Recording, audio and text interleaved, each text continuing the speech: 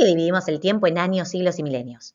Desde siempre, los humanos necesitamos organizar el tiempo para entender el pasado, planificar el futuro y dar sentido a nuestra historia. Para organizar el estudio, los científicos sociales llegaron a algunos acuerdos que les permitieron agilizar y facilitar algunas cuestiones bien sencillas. Imagínate tener que contar una historia así. ¿Te acordás cuando el país estaba gobernado por España? Bueno, una o dos vidas antes, o más o menos cuando nació mi abuela, en la época de San Martín, que viste que más o menos era la misma de Belgrano. Los científicos sociales creyeron que estaba bueno ponerse de acuerdo en un sistema que les permitiera ordenar el tiempo y que todos pudieran comprender entendiendo todos lo mismo. La forma más común de medir el tiempo histórico usa el nacimiento de Jesús como punto de referencia. Todo lo que ocurrió antes de ese momento lo llamamos antes de Cristo, y lo que vino después, después de Cristo. Así, podremos ubicar los acontecimientos históricos en una referencia clara y común. Siendo miles y millones los años que tenemos que estudiar, uno de los primeros acuerdos fue organizar el tiempo en décadas, siglos y milenios. Así, cuando un científico refiere a la cultura latinoamericana del siglo XVIII, todos sabemos rápidamente de qué época está hablando. ¿Todos sabemos rápidamente de qué época está hablando? Un siglo es un periodo de 100 años, un milenio de 1000. Se nombran con números romanos los siglos, y el primer siglo de la historia, después de Cristo, comienza en el año 1, con su nacimiento. Veámoslo graficado para entenderlo con claridad. Dijimos que un siglo es un conjunto de 100 años. Entonces, los primeros 100 años de la historia serán el siglo 1. Comienza el 1 de enero del año 1 y concluye el 31 de diciembre del año 100. El siglo 2 comienza el 1 de enero del 101 y concluye el 31 de diciembre. Y así sucesivamente. Antes de Cristo funciona igual, pero al revés. Si estás prestando atención, ya te diste cuenta que los cienes del año no coinciden con el siglo. ¿What? Por ejemplo, el año 258 es parte del siglo 3, pero su centena es 2. El año 189 o el 103 son parte del siglo 2 y su centena es 1.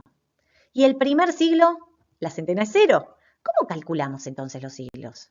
Salvo que el número termine en dos ceros, eso lo vemos después, identificamos la centena del número y le sumamos 1. El resultado nos indicará en qué siglo estamos. Miremos algunos ejemplos. En el año 703 identifico la centena que es 7, le sumo 1, siglo 8. El año 836, la centena es 8, le sumo 1, estamos en el siglo 9. 999, identifico la centena, le sumo 1, estamos en el siglo 10. ¿Y qué pasa cuando aparecen los miles? Seguimos igual. En el año 1001 voy a identificar la centena con la unidad de 1000, le voy a sumar a 1, resultando entonces que tanto el año 1001 como el 1082 son parte del siglo 11. ¿Qué pasa con los números redondos cuando terminan en doble cero? Esos números respetan el siglo que nombran, porque los cierran. El año 800 es el último año del siglo 8. El año 900 es el último año del siglo 9. Y así sucesivamente. En estos casos no hay que sumar ni restar. Pensamos juntos algunos ejemplos más fuera de la línea de tiempo. El año 309 estará en el siglo 4. 952, 9 más 1, 10, siglo 10. 1356 es un año perteneciente al siglo 14 y 1982 será un año perteneciente al siglo 20. ¿Qué pasa antes de Cristo? Lo mismo, el año 798, a la centena le sumo 1 y será el siglo 8 a.C. Pensamos ejemplos de números redondos. En el año 900 termina en doble cero, no tengo que hacer ninguna cuenta, estamos en el siglo 9. 1800 identifico la centena y la unidad de 1000, entonces estaremos en el siglo 18. 1800, en los 2000, de nuevo termino en doble cero, entonces voy a estar hablando del siglo 20. ¿Qué pasa con el 2020? ¿Terminan dos ceros? No, no caigamos en esas trampas. Entonces voy a buscar la centena y la unidad de 1000, le voy a sumar a 1 y vamos a descubrir que el 2020 fue en el siglo XXI. Pero esto no termina acá. En una historia tan larga surgió una nueva necesidad y pensaron en organizarla en periodos, edades, para así poder referirse a épocas más extensas. Cada una de estas épocas o edades comparte características comunes a la vida social, la forma de gobierno, la forma de producir, de subsistir, de vivir en el mundo.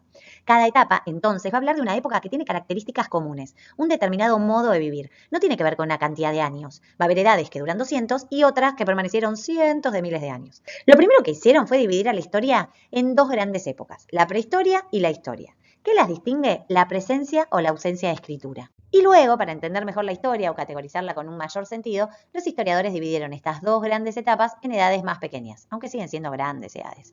La edad de piedra y de los metales, por ejemplo, dentro de la prehistoria.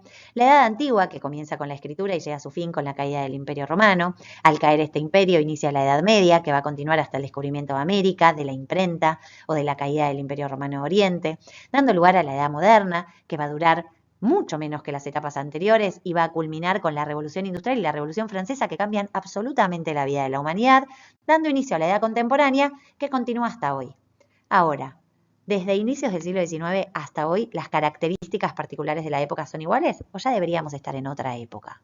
Muchísimas gracias por llegar hasta acá. Espero haber colaborado con tu búsqueda y tus comprensiones. Hasta la próxima.